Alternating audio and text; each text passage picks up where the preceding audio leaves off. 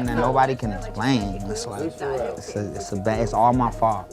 What? It's all my fault. All of that happened? No, that's not. Child, what you just heard was Ray J seemingly admitting that he was to blame for Whitney Houston's death, and with all the recent revelations and his bizarre rants, it really makes you wonder if he meant that literally.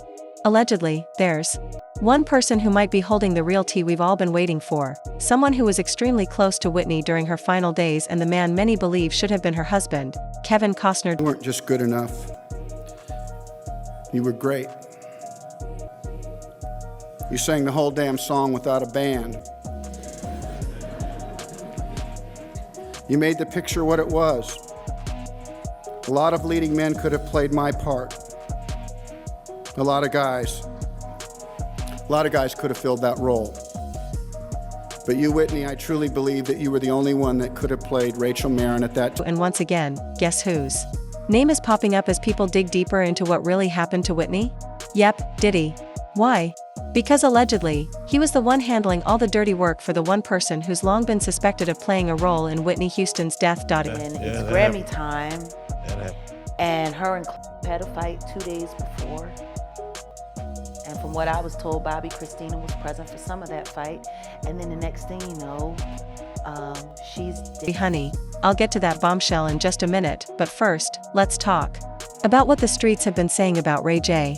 Now, his name's already come up in Diddy's trial, allegedly as a dealer, and folks are speculating that if he really was dealing for Diddy, then it's not a stretch to believe he could have been the one supplying Whitney too. And baby, let's not ignore the way Ray J's been spiraling lately.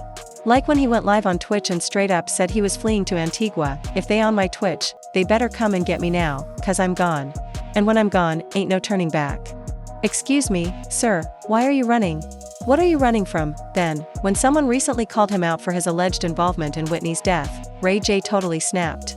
He went on this unhinged rant saying, "Now I had enough. I'm about to do my final crash out, for real. But this one is for my kids, for my moms and pops, for Brandy and my niece. If something happens to me, then so be it. The truth matters more in the long run.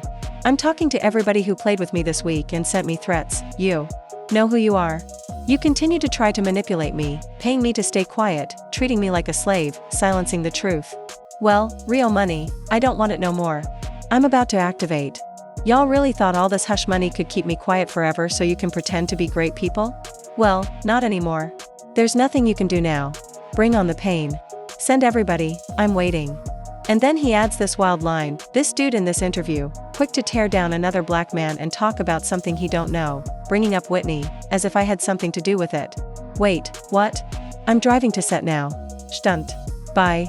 Wait, what? Someone's been paying him hush money? And now he's ready to spill because he's being threatened? If you ask me, the way Ray J has been acting ever since Diddy's name started coming up again is real suspicious. Like, what is he really hiding about Whitney? Let's not forget, Ray J avoided publicly talking about Whitney for years after her death. But 5 years later, while on Celebrity Big Brother, he told Stacey Francis he still felt guilty about what happened. He even said that although multiple media outlets offered him millions to spill secrets about her death, he turned them all down. His words were, "I had so many people calling me, offering millions of dollars to do interviews. I was like, I don't need the money. That's not good money. My karma would be bad." But here's the kicker, people have always believed the real reason he turned down those interviews wasn't because of karma, but because he knows what really happened, and he couldn't speak without getting caught in a lie. Now, let's be real, Ray J was one of the last people to have a public relationship with Whitney. The media described it as on and off, and while neither of them officially confirmed it, they were clearly an item. In fact, Ray's sister Brandy said in an interview with Wrap Up that he denied it to her. She said, "Well, every time I ask Ray J about Whitney, he always says that's just his friend. He's not dating her. And I don't think that he would lie to me." Sweetie, maybe he did. Because several of their close friends claimed they personally witnessed that relationship in action. So if he lied to his own sister, what else is he hiding? Something about all this just isn't adding up. And Ray J's recent behavior? Only making it look fishier. I go in a room, Whitney Houston taking her pants off. I walk in the room like she getting naked in Ray J room and she like, "Get out of here, young bird." And I'm like, "Oh my bad, I'm sorry." And I ran out the room. Well, if the streets are to be believed, Ray J might know exactly what really happened to Whitney.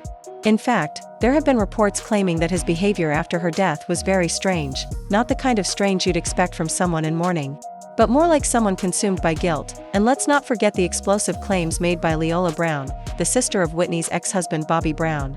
Shortly after Whitney's death, Leola came forward and accused Ray J of helping Whitney get access to substances. She also questioned his suspicious behavior the day Whitney passed. In her own words, "When I first saw this, and please excuse me, I just have to come out and say this, I saw Ray J coming out of the hotel hiding his head, being pushed into the car. Why? I looked and I said, why is he hiding his face? He's always trying to show his face when he's around Whitney." According to Leola, there was only one explanation that made sense: Ray J, who she claims was never really dating Whitney but was just acting as a runner boy, had been supplying her with substances. And more damningly, she alleged that it was Ray J who gave Whitney a bad bag the night she died. If that's true, it changes everything. First heard she passed away, I said, my God, somebody gave her a bad bag. Okay. Yes, I promise you, that was the first thing that came out of my mouth. And then I saw Ray J, and it all added. When it comes to the allegations involving Ray J and Whitney Houston's death, Ray J has always maintained that he was not with Whitney on the day she passed. His attorney even responded to Leola Brown's claims in a formal statement, saying, though Leola Brown was nowhere near the Beverly Hilton Hotel on the day Whitney Houston died, CNN proceeded to broadcast an interview with Miss Brown in which she falsely claimed that Ray J was at the hotel and contributed to Whitney Houston's death. However, some people believe Ray J may not have been entirely truthful. Eyewitnesses from that night have claimed that Brandy was seen asking around for her brother at the party, raising the question, why would she be looking for him if he wasn't there? Over the years, many have speculated that Ray J knew more than he let on, and even Whitney's own family allegedly shared that sentiment. At the Billboard Awards, where Whitney's daughter, Bobby Christina, accepted an award on her mother's behalf, the Houston family was reportedly so upset by Ray J's presence that they attempted to have him removed, and even arrested. While nothing came of it legally, it added fuel to the theory that the family believed Ray J played a role in Whitney's tragic death. Now, some long unanswered questions about Whitney's final days might finally be addressed, thanks to one man, Kevin Costner. To understand the weight of this, it helps to go back to 1992, when Whitney and Kevin co-starred in the hit romantic drama The Bodyguard. While the film was a massive box office success, what really captured the public's imagination was the intense connection between its stars. Kevin has said that when casting the role, he wanted the most beautiful woman in the world, and Whitney was the only person who came to mind. Convincing her to take the role wasn't easy. Whitney was hesitant, partly because she lacked acting experience, and also because she feared Hollywood wouldn't accept a black woman in that role. Still, Kevin believed in her completely, even when she doubted herself. He thought she was perfect for the part. During filming, the two grew very close. Their connection ran so deep that when Whitney passed away in 2012, Kevin released an emotional statement declaring that she was his one true love. In the heartfelt message, he appeared to blame himself for not being there in her final moments. I let her down. I should have been there, and I wasn't. And now for the rest of my life, I will have to live with that pain. I saved her then, I should have saved her now. She was my one true love. I still have I Will Always Love You as my ringtone, and I count it as a badge of honor every time I get mocked for it. According to Radar Online, Kevin was completely taken by Whitney during their time together, with sources saying he couldn't keep his eyes off her. But at the time, Whitney was preparing to marry Bobby Brown, and she ended any potential romance with Kevin once filming wrapped.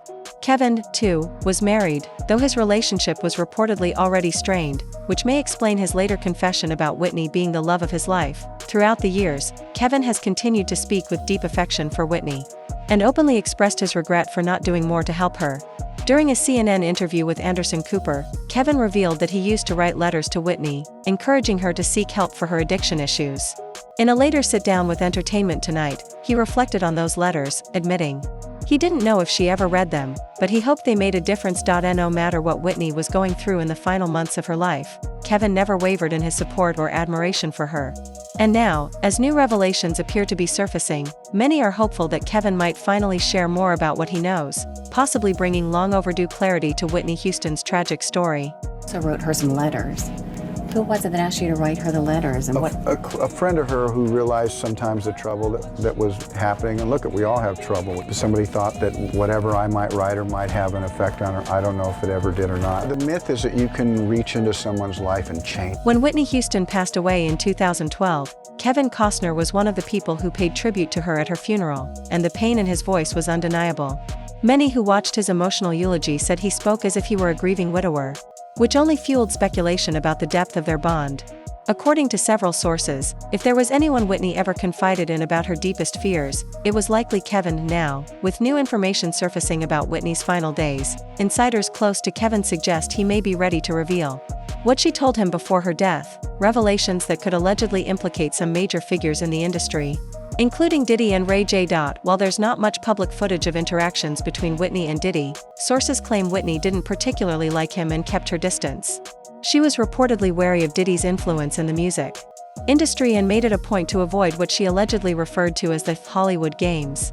Many insiders say she viewed Diddy as part of the very system she was trying to escape. Still, despite Whitney's reported reservations, Diddy has continued to publicly speak on her legacy and pay tribute to her over the years, as if they had shared a close bond. You were the first, one of the first ones at the party to speak about Whitney's passing the other day. Yes. And that was, did you know her well? Yes, I did. I actually, when I was growing up in the music industry before I had success, I somehow got on her wedding invitation. So I was at her wedding, but I didn't really know her, but it was like the hottest thing in town for the music industry, but I didn't crash the party somehow. You know, I was a hustler. I got my name on there, me plus one. I went there, and I was just like, oh my God, I'm at Whitney Houston's wedding.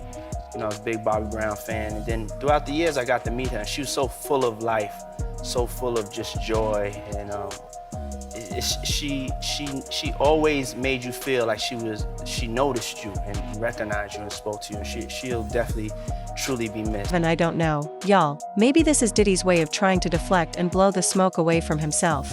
But that hasn't stopped people from speculating that he may have been involved in Whitney Houston's death. Some even claim that Diddy did the dirty work for someone else, someone believed to have played a direct role in what happened to Whitney. Let's not forget, while her lifeless body lay upstairs, that person's party continued downstairs without pause. And then there's Ray J. He's publicly shown support for Diddy and even admitted to receiving hush money. So the real question is, who paid him off, and why was it so important for him to stay silent? Hush money implies a cover-up. That means Ray J knows something major. Whether he was directly involved or not, he was paid to keep quiet, and that's a huge red flag. Somebody needs to start talking. And if Kevin Costner really knows something, this may be the moment to finally speak up. Ray J seems to be spiraling, so chances are he might crack and reveal something soon. But until then, let me know in the comments, do you think all of this is connected?